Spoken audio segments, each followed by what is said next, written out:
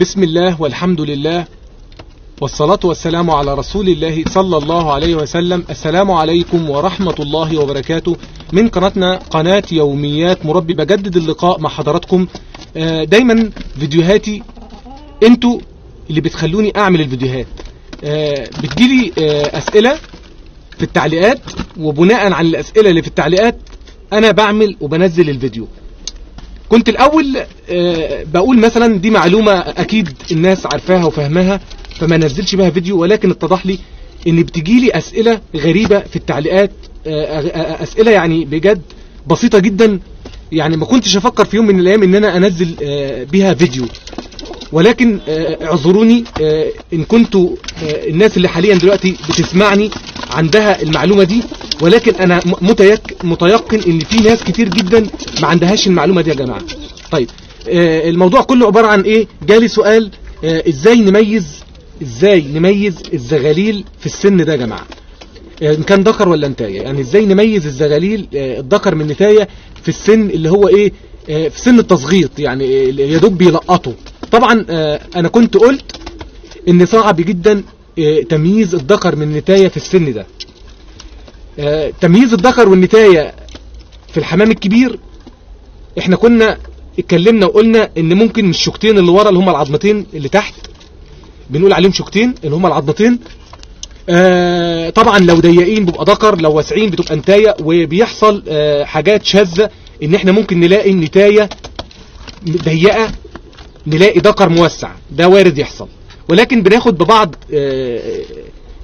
ببعض الاشياء الاخرى، زي ان الذكر بتبقى دماغه كبيرة ومدورة، النتاية دماغها صغيرة وعليها بطحة من فوق.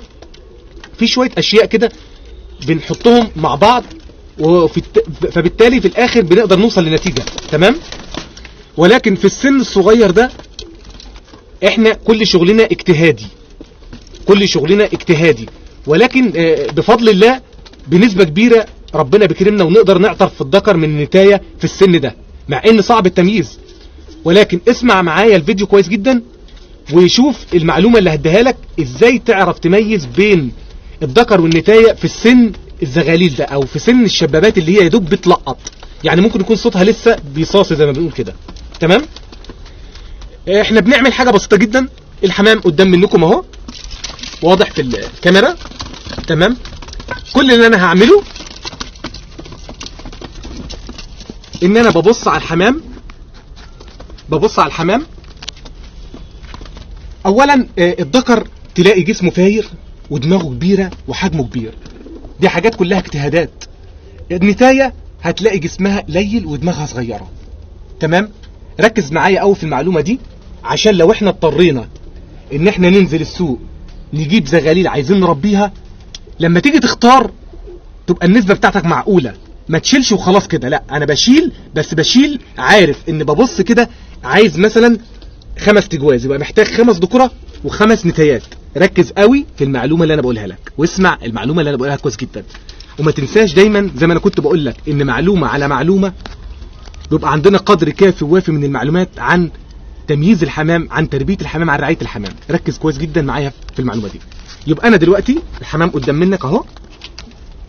منك اهو، انا هختار عايز 5 تجواز، يبقى محتاج 10 فرد، لان الجوز ذكر وانتايه.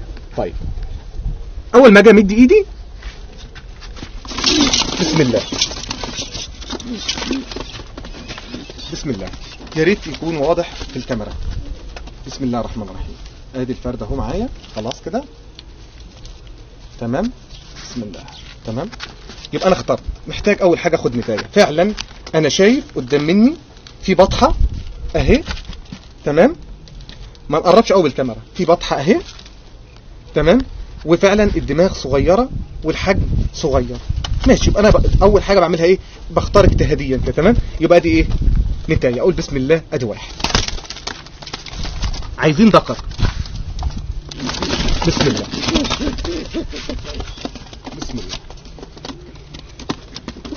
ادي، يا ريت يكون واضح في الكاميرا معاكم اهو، في النور اهو يكون واضح معاكم اهو.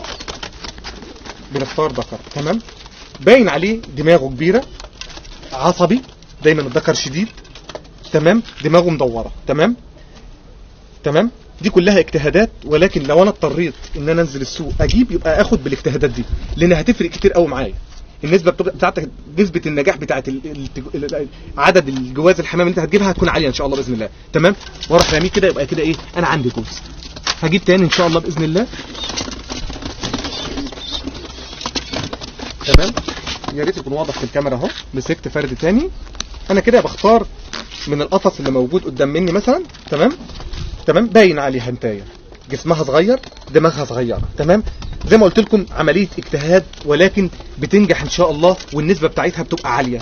واضح كده في الكاميرا يا جماعه اهو. معايا انتايه، تمام، دماغها صغيره، جسمها صغير. تمام. بقول بسم الله وارميه. تمام. دي كلها حاجات اجتهادات، ولكن ربنا سبحانه وتعالى بيكرمنا. تمام. بسم الله اهو. مسكت فرد تاني اهو قدام منكم اهو. تمام. بيصاصي، صوتهم بيصاصوا، لسه بيصاصوا. تمام. برضو نفس الطريقه اهي. تمام. في بطحه هنا حجمها صغير، باين عليها انها هنتايه، يبقى انا كده باخد باجتهاد، ولكن النسبه بتاعتي ان شاء الله باذن الله هتبقى عاليه، لان انا مضطر ان انا اجيب زغاليل، خلاص عايز اربي. تمام. فهنعمل كده، وان شاء الله باذن الله ربنا هيكرمكم باذن الله. تمام. الحمد لله بفضل الله. يا ريت تكونوا استفدتم من الفيديو ده، وعرفنا المعلومه البسيطه الصغيره دي، ولكن معلومه مفيده، وطرحت لي في التعليقات، وانا ان شاء الله وعدت اللي بعت لي التعليق ان انا باذن الله زي ما عودتكم بحب اعملها عملي. يبقى زي ما قلت لكم، لو احنا اضطرينا ان احنا نختار حمام في السن ده يا جماعه، اللي هو يا دوب بيلقط، تمام، يبقى هناخد بالاشياء اللي انا قلت عليها. ان الذكر هيبقى حجمه كبير، النتايه يبقى حجمها صغير، النتايه يبقى عليها بطحه، الذكر دماغه مدوره. تمام. لو احنا خدنا بشويه الاشياء دي ان شاء الله باذن الله ربنا هيكرمك في الحمام اللي انت هتجيبه. وزي ما قلت لك النسبه يعني وارد ان يحصل اللي انت اخترته ده يخلف معاك، بس مش في كله ان شاء الله باذن الله، فهتبقى نسبه النجاح بتاعتك تبقى عاليه لو انت اخترت بالاسلوب اللي انا قلت لك عليه ده. في نهايه الفيديو، يا ريت الفيديو يكون عجبكم. ما تنسوش يا جماعه دايما اشتراكاتكم في قناتنا، قناه يوميات مربي. تفعيل الجرس يا شباب، اللي الاول مره يشوف الفيديو ويشاهد الفيديو، تفعيل الجرس مهم جدا عشان يصلك كل شعار بكل فيديو انا بنزله. اللي حابب يسأل او يكتب في التعليق اي سؤال يتفضل يكتب في التعليقات، وانا بفضل الله برد يوميا على التعليقات. والسلام عليكم ورحمة الله وبركاته.